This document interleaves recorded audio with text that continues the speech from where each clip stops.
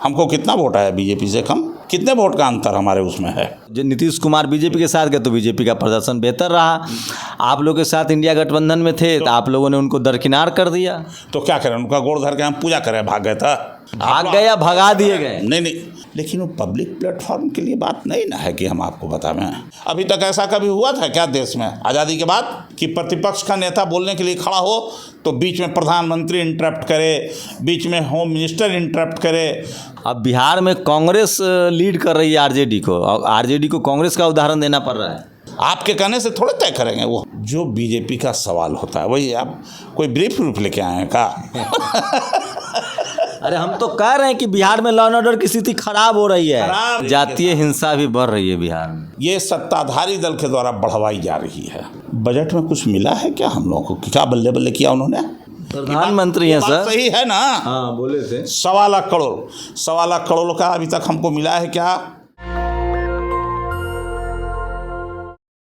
हमारे साथ राष्ट्रीय जनता दल के राष्ट्रीय उपाध्यक्ष, बिहार विधानसभा के पूर्व स्पीकर उदय नारायण चौधरी हैं। और जिस तरह से लगातार बिहार में राजनीतिक घटनाक्रम आप देख रहे हैं, उसको लेकर बातचीत करेंगे कि क्या पार्टी जो परफॉर्मेंस रहा उससे सहमत हैं, असहमत हैं, कहाँ गड़बड़ियाँ हो गई। क्योंकि लोकसभा चुनाव के बाद उदय नारायण चौधरी से उसके बाद लंबे समय की हम लोग की गैप रहा, तो हम लोग की मुलाकात हो रही है। पार्टी के परफॉर्मेंस पर भी बात करेंगे, आगे पार्टी क्या रणनीति है, और विधानसभा चुनाव को लेकर भी लोगों की नज़र है कि बिहार में क्या होगा।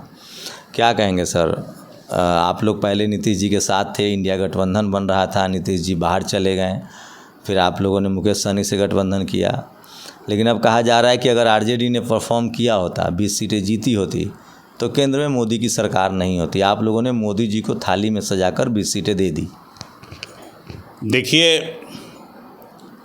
जो बात आप बोल रहे हैं, ये मुख्य धारा की मीडिया जो है, मोदी भक्त लोग, वही लोग इस सब बात बोला करते हैं।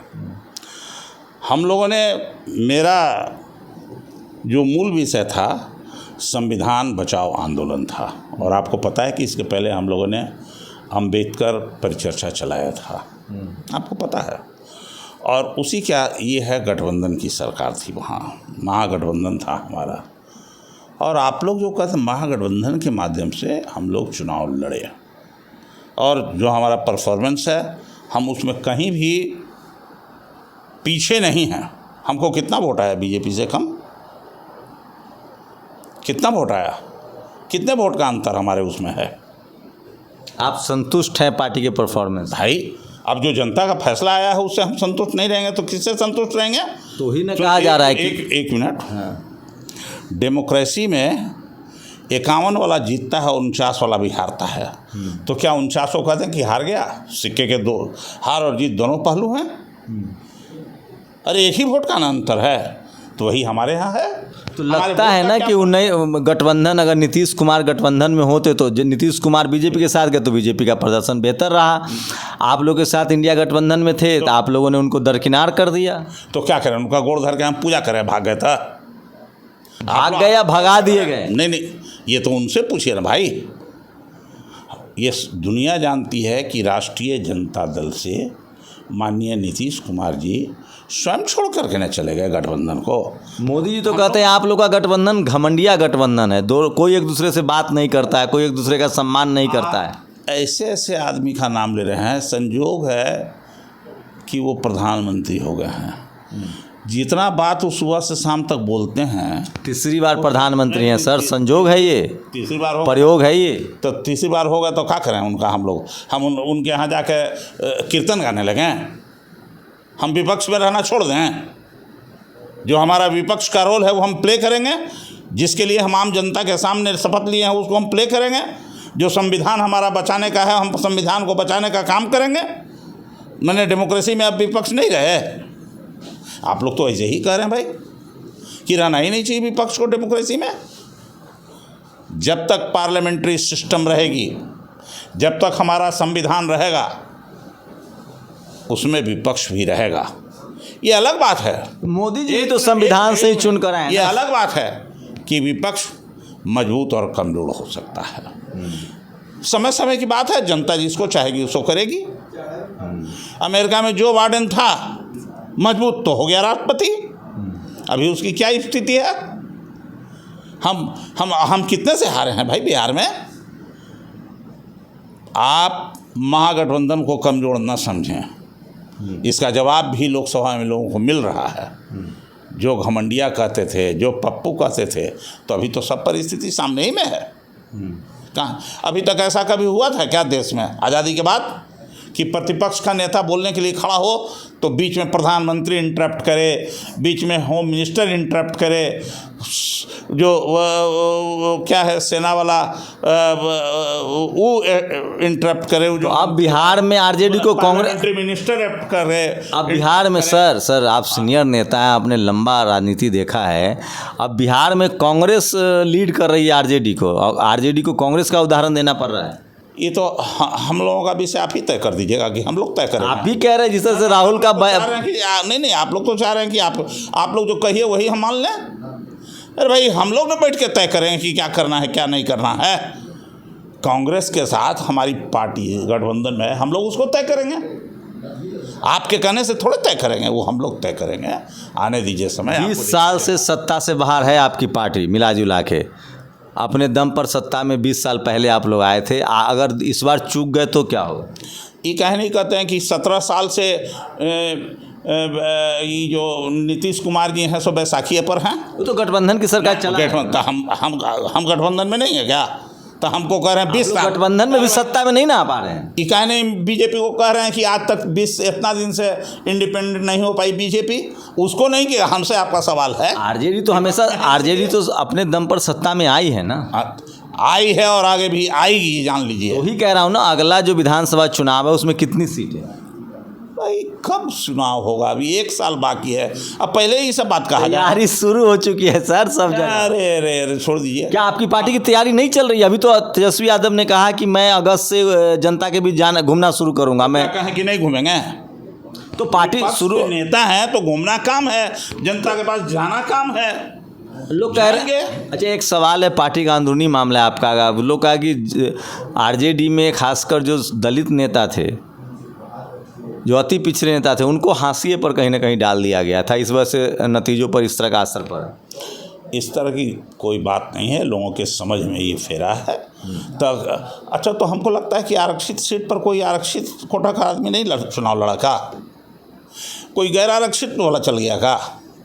अरे sir, Akhilesh Yadav general seat पर एससी समाज के लोग को अयोध्या लड़ा के जिता रहा है। आप लोग ने भी जनरल को सुपौल में लड़ा दिया, आरक्षित सीट से, आरक्षित कोटा को जनरल सीट पर लड़ा दिया सुपौल में, चौपाल को। कहाँ आप हैं? सीट निकली भाई, हम लड़ाए थे ना कि नहीं लड़ाए थे?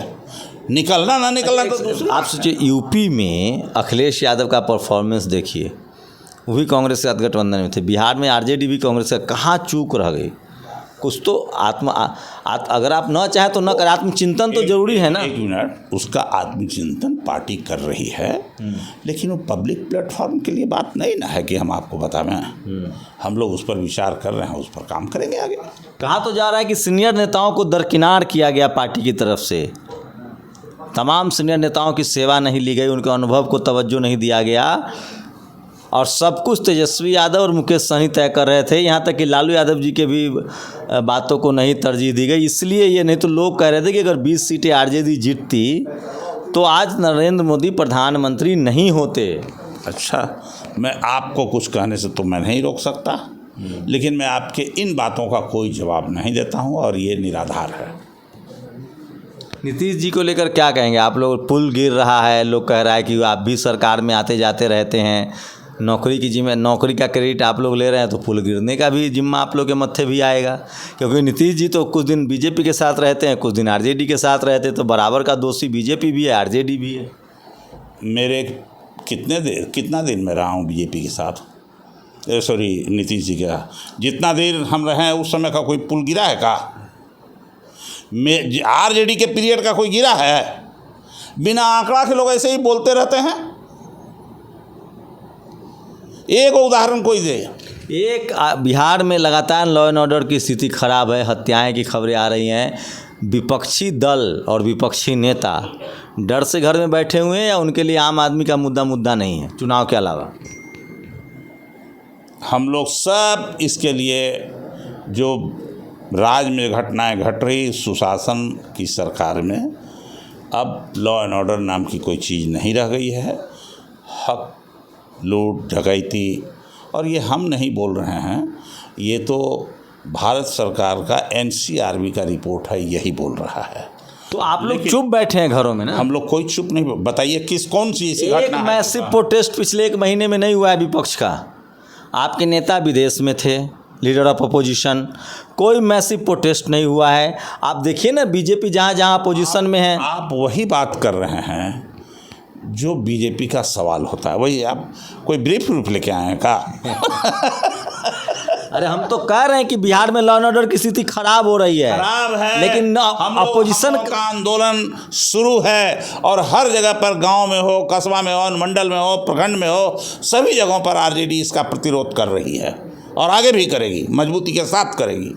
प्रदर्शन, धरना, मीडिया मेरे हाथ में है, अखबार मेरे हाथ में है। अब लोग छापता नहीं तो हम क्या करें?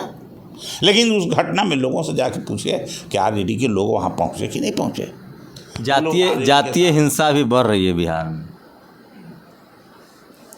बढ़ रही है या बढ़वाई जा रही है, दोनों फर्क होता है। ये सत्ताधारी दल के द्वारा बढ़वाई जा रही है। तो आपके तो अब ठीक, पहले एक भी सांसद नहीं थे, अब 4 लोकसभा में सांसद हैं आपके, 3 करीब राज्यसभा में सांसद हैं, 2 या 3, तो अब तो ठीक ठाक संख्या में आप लोग सड़कों पर चाहे तो उतर सकते हैं। पहले सदन में न लोगों को उतरना है। अब पहले हम लोग सड़क पर नहीं उतरते थे क्या? MLA MP का इंतजार करते थे क्या? मोदी जी ने बजट में बिहार की बल्ले बल्ले कर दी। बजट में कुछ मिला है क्या हम लोगों को? क्या बल्ले बल्ले किया उन्होंने?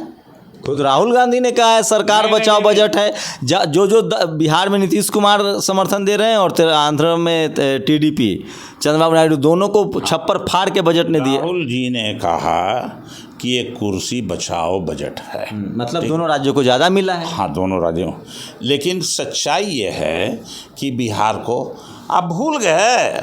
2015 के आरा में जो भाषण दिया मोदी जी ने, 50,000 दे दूँ, 60,000 करोड़ दे दूँ, 80,000 करोड़ दे दूँ, चलो 1.25 लाख करोड़ दिया, जैसे लगता है खैरात बांट रहे थे।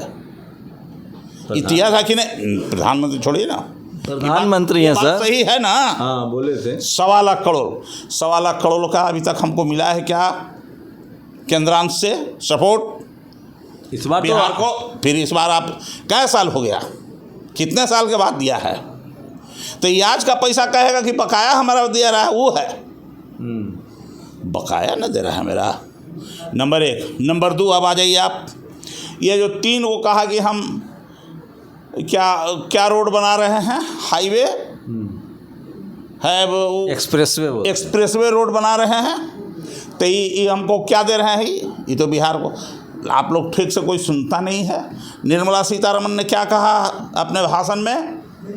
अपने भाषण में निर्मला सीतारमण ने कहा कि बिहार को ये रोड और पुल के लिए इंटरनेशनल डेवलपमेंट बैंकिंग का, बैंक से मदद लेनी पड़ेगी, बैंकिंग सिस्टम का सपोर्ट से बनेगा।